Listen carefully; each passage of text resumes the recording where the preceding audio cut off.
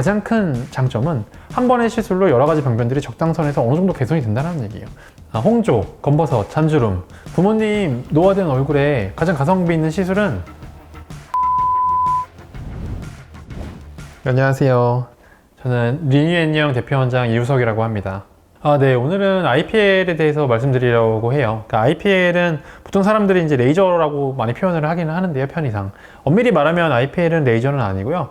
인텐스 펄스드 라이트라 그래서 빛입니다, 빛. 여러 가지 파장이 섞인 빛이 한꺼번에 많이 방출되는 거고요. 그 방출되는 빛들을 필터를 통해서 골라가지고, 예를 들면 뭐 400부터 1200까지의 빛이 한꺼번에 확 방출이 되는데, 거기서 나는 뭐 600부터 뭐 700까지 쓰겠다, 예를 들면. 아니면 뭐 400부터 뭐 590까지 쓰겠다, 뭐 이런 식으로 이제 필터링을 해가지고 내가 원하는 파장을 선택하는 겁니다. 근데 그게 뭐 하나의 파장, 755 파장, 뭐 1064 파장, 뭐 694 파장 이런 게 아니라 그 밴드 형태로 이제 빛을 선택하는 거죠. IPL은 과거에 많이 쓰이던 장비였어요. 근데 이제 지금은 뭐 좋은 레이저들이 많이 나오면서 어떻게 보면 과거에 비해서는 조금 이제 쓰는 병원들이 활용하시는 분들이 많이 뭐 떨어진 것도 사실이기는 합니다. 제가 얼마 전에 그러니까 IPL은 절대 하지 말라라는 영상을 본 적이 있어요. 되게 자극적이죠, 카피가. IPL이라는 거는 어쨌든 치료를 하기 위해서 세상에 나온 장비인데 하지 마라, 절대 하지 마라. 그러니까 이게 무슨 의미인가 좀 봤더니, 그러니까 IPL을 하게 되면 뭐 색소 침착도 생기고 뭐 무슨 위험성도 있고 뭐 악화가 되고 뭐 좋지 않다, 이런 안 좋은 단점들만 굉장히 나열을 하셨더라고요. 그래서 진짜 제가 IPL의 장점에 대해서 조금 말씀드리고자 이번 영상을 준비하게 되었습니다. IPL 맞으면 피부가 망가진다고. 그렇지는 않습니다. IPL이라는 게 이제 되게 다양한 파장을 쓸 수 있기 때문에 목적도 다양해요. 그러니까 예를 들면 뭐 혈색소, 그러니까 이제 혈관, 늘어난 혈관이나 붉은기를 치료할 수도 있고요. 멜라닌 색소, 표피 멜라닌 색소를 딱지 형태로 제거하기 위해서 이제 사용할 수도 있는 거고, 그리고 이제 콜라겐이나 이런 데도 많이 흡수가 되기 때문에 잔주름이나 모공 같은 것들을 좀 좋아지게 만들기도 하거든요. 그리고 이제 여드름 파장을 어떻게 쓰냐에 따라 다르겠지만 여드름균에 조금 더 많이 이렇게 흡수되는 파장을 사용해서 여드름 치료를 위해서도 쓸 수 있거든요.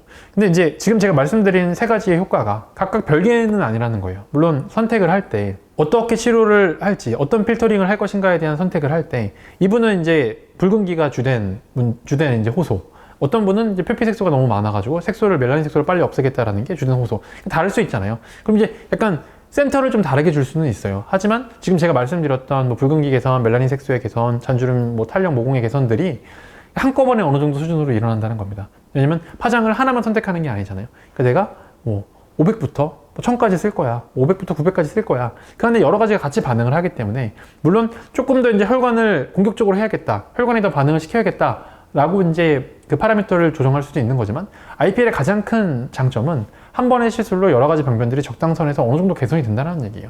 그래서 저는 무언가 단 한 번에 하나의 시술만 할 수 있다면, 하나만 딱 골라야 된다면 일반적으로는 IPL을 좀 추천드리는 편이기는 합니다. 그러니까 IPL을 하게 되면 뭐 시커매진다, 색소가 뭐 어두워진다, 그러니까 이런 자극적인 오딩을 사용하시는 분들이 많이 계시기는 하세요. 그래서 이제 사실은 시술해야 될 대상을 잘 골라야 되는 것도 맞는 거기는 합니다. 그러니까 이제 기미가 되게 심하신 분한테 IPL을 아주 공격적으로 시술하지는 않아요. 기미에 맞는 세팅으로 설정해서 기미를 덜 자극하게 좀 들어갈 수는 있어요. 물론 요즘 기미의 트렌드는 IPL이 아니라 토닝을 통해서 이제 서서히 개선시키는 게 트렌드는 맞아요. 하지만 기미에 IPL을 한다고 해서 무조건 다 진하게 올라오고 침착이 생긴다, 이런 거는 절대 아니고요. 기미라는 병변 자체가 원래 되게 달래듯이 되게 약간 약하게 서서히 개선을 위해서 하는 거예요. 그거는 레이저든 IPL이든 사실 마찬가지긴 합니다. 그러니까 레이저 토닝을 할 때 기미에 엄청나게 세게, 많이, 과하게 쏘면 기미가 악화되는 건 마찬가지거든요. IPL이나 레이저 토닝이나 기미에는 과하게 세게 하면 다 악화되는 건 맞아요. 근데 IPL을 했기 때문에 뭐 기미가 안 좋아지니까 IPL은 절대 하면 안 된다, 근데 이거는 조금 말이 안 되는 얘기거든요. 뭐 색소 침착이 까맣게 생긴다, 이거는 그냥 딱지가 올라온 거예요. 그러니까 동양인들은 멜라닌 색소가 많아요, 백인들보다. 그쵸?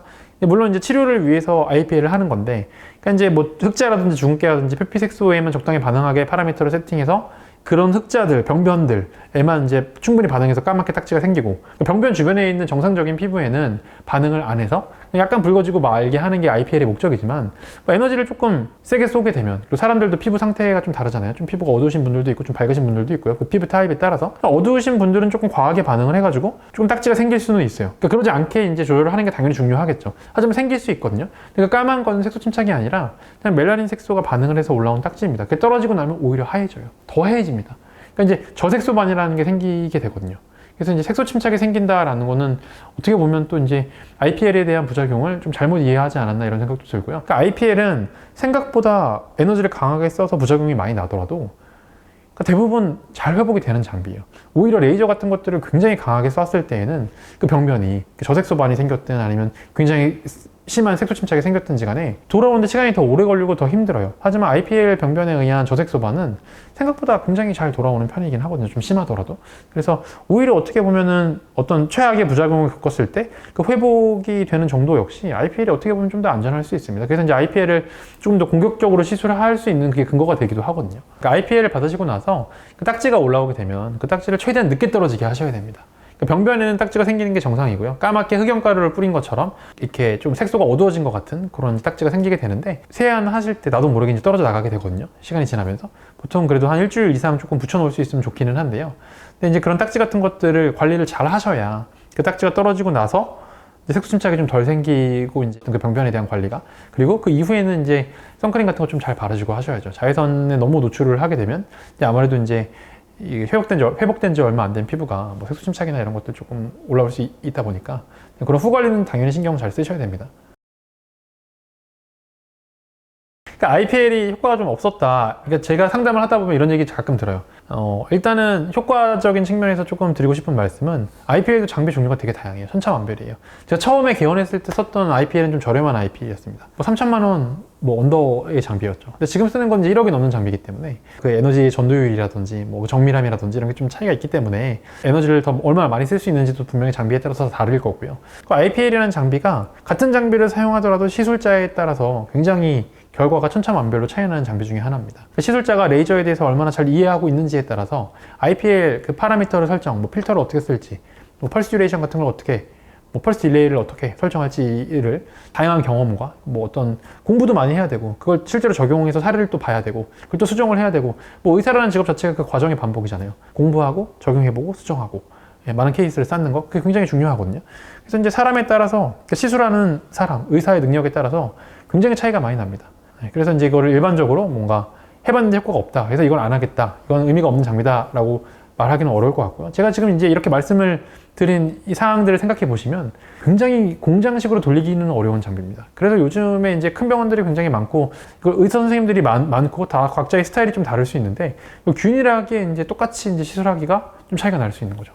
어떤 선생님은 굉장히 이제 IPL을 능숙하게 사용할 수도 있고 어떤 사람은 경험이 적으니까 루틴하게 기계적인 아주 안전한 파라미터로만 사용해서 진행을 할 수 있는 거죠. 그러면 이제 효과가 아무래도 당연히 다를 수밖에 없다 보니까 뭐 그런 차이가 조금 있을 것 같기는 합니다.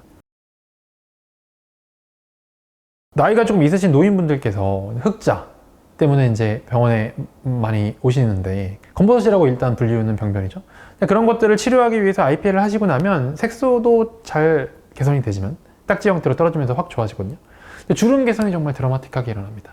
그러니까 이게 젊으신 분들은 이렇게 뭐 콜라겐 손상이나 이런 것들이 아직 이렇게 많이 일어나지 않고 주름이 이렇게 많이 있지 않기 때문에 그런 주름의 개선을 드라마틱하게 정말 우아하게 느끼지 못하실 수도 있겠지만 나이가 좀 있으신 분들 특히 이제 젊으셨을 때 햇빛 많이 보고 운동을 많이 하셨거나 밭일을 많이 하셨거나 그래서 광노화가 심하신 분들은 IPL을 하시고 나면 정말 굵은 주름도 굉장히 잘 펴지는 걸 느낄 수 있어요.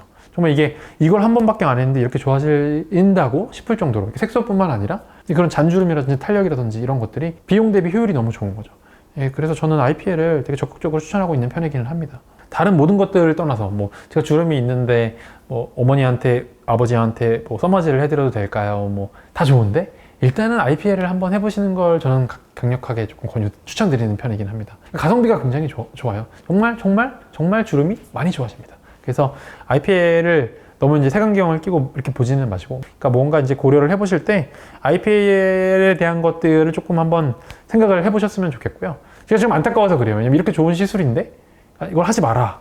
안 좋은 거라던데요. 한번 해봤는데 효과가 없는데요. 그러니까 이래서 이거를 약간 선택지에서 아예 배제를 시켜버린다는 게 조금 아쉽기는 합니다. 그래서 뭐 그런 점을 좀 알아주셨으면 좋겠고요. 뭐 IPL에 대해서 궁금한 점 있으시면 댓글 달아주시면 제가 성심성의껏 잘 댓글을 달아드리겠습니다.